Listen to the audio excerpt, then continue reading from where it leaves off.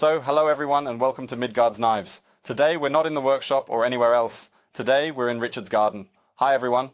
Here in the background you can clearly see the firewood that we have already made, but of course not with the big boss folder, that is. Of course, we tested the folder a bit for you. We wanted to know how the frame holds up, how good the satin finish is, what the knife looks like after we've used it a bit, and how sharp the thing is. And today Richard had a bit of action and we did a few things.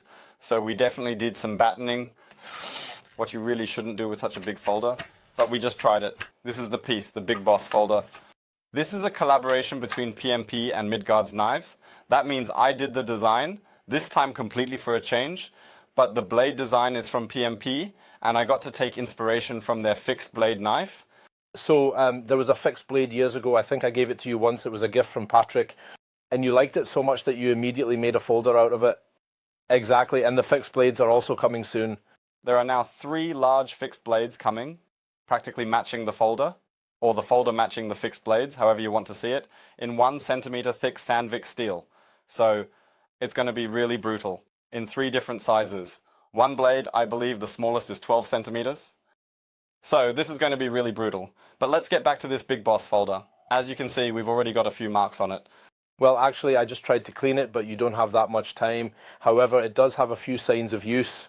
So as you can see, even though we did battening, made feather sticks, and I don't know what other nonsense we did, the knife still didn't take any significant damage to the edge, which I find very fascinating. What was also very exciting was that the knife was still sharp. Surprisingly sharp after you did that. Yes, we definitely did it once, so you can still absolutely cut it in because we did it beforehand. We once carefully battened a wooden stake that was very thick and exceptionally dense, and there was a knot in it, so the knife had to struggle quite a bit more. You can still cut into it so that people can see, because sure, it's not an axe, but it works. And then we definitely made another large wooden block, and everything absolutely holds up. The lock holds, the edge is still ultra sharp. We have no chipping on the blade here, which is also very important. This means the knife is perfectly hardened, and the titanium has also taken no damage. So you can say that we really delivered good quality, and it feels good too.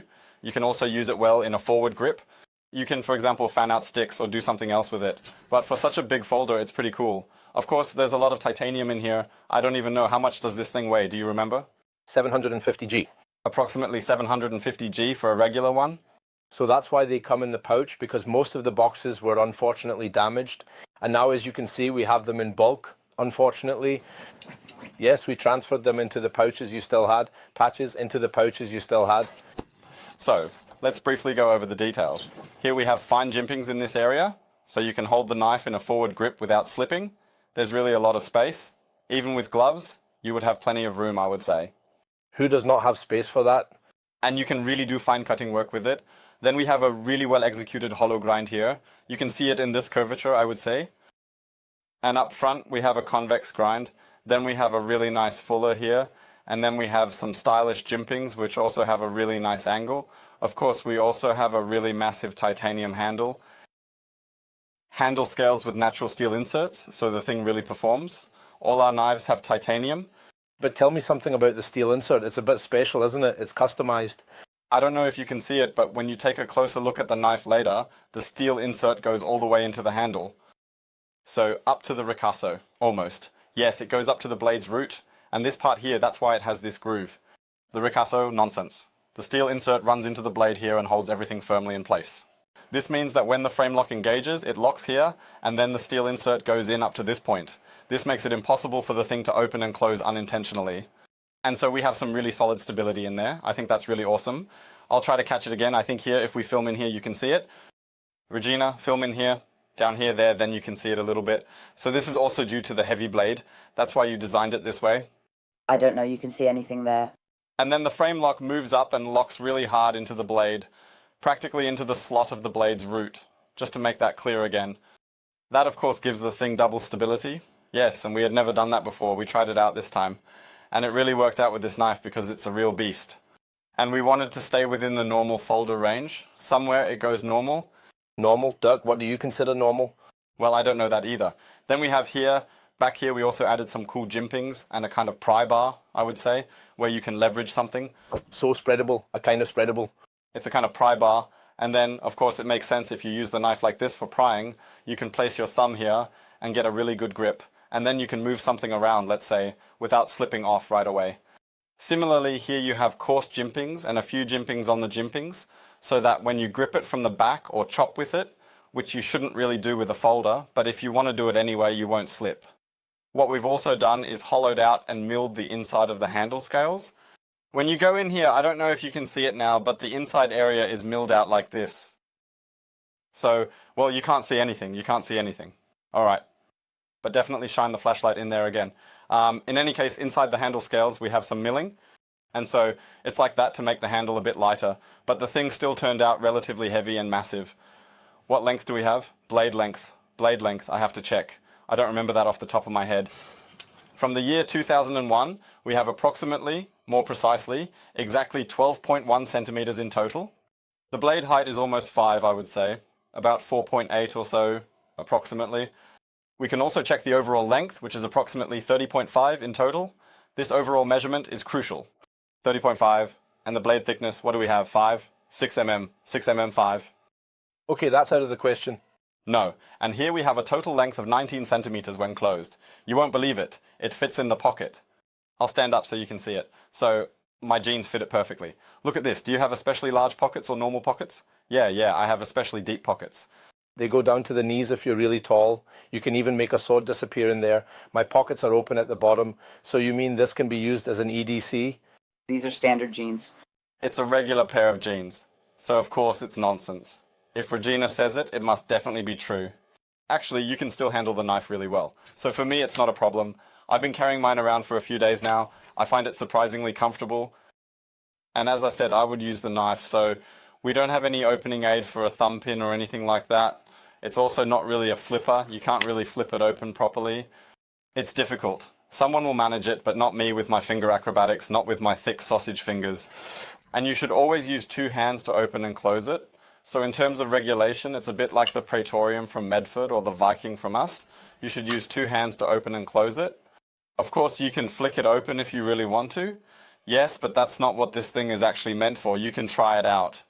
We don't have too many. That means most of them will probably go back to the USA anyway. Where will they be available? Do you know yet?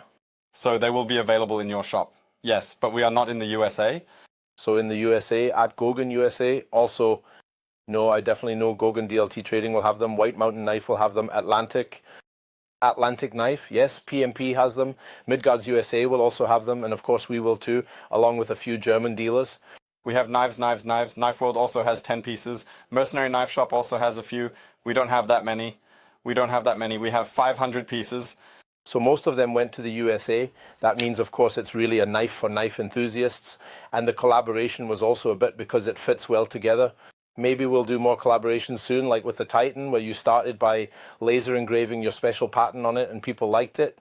Even in America, people gave us quite good feedback at our booth in Atlanta because we were also asked a lot about PMP.